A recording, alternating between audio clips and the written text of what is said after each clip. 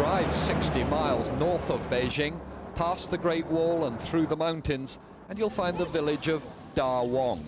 Population 2,000, mainly small peasant farmers and their families. The Nies are typical. Father, mother and eldest son working together. The two youngest children are still at school. They raise cabbages and red peppers.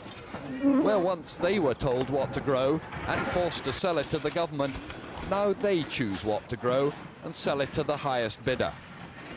Since the market was freed, our life has been much better. Before, we had just enough to eat. Now my income is much higher. Last year, I made £2,000. We have enough to eat and enough left over to spend. In a country chronically short of housing, the Nies made the best possible investment with their spare cash. They built this four-bedroom house for their unmarried eldest son. They also live well. Before the reforms, most meals consisted of millet and one vegetable. Now there are eggs, green peppers, cabbage and pork, as well as beer and pickle on the table. Mr. Nies' father built the couple's own house. It's typical of the older houses in the village. 700 million Chinese live and work like this in ways that seem unchanging. But in fact, Da Wang is expanding rapidly as the peasants' incomes and expectations rise. A tractor will probably be the Nies' next big investment. But their eldest son has made a nice little business out of an older form of transport.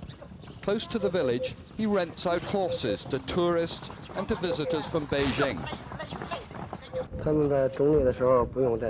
My horse is both my hobby and my job. I'm not interested in politics. I never watch the news. I don't really understand what democracy means. Like their fathers, these young men do feel relatively free to make money and live their own lives. If they had to live in crowded Beijing, they might feel very differently. Last night in Beijing, a taxi driver, unprompted, told us that what the government was doing was truly disgusting. When we asked what he meant, he said, not just killing so many people, but now pretending it had never happened.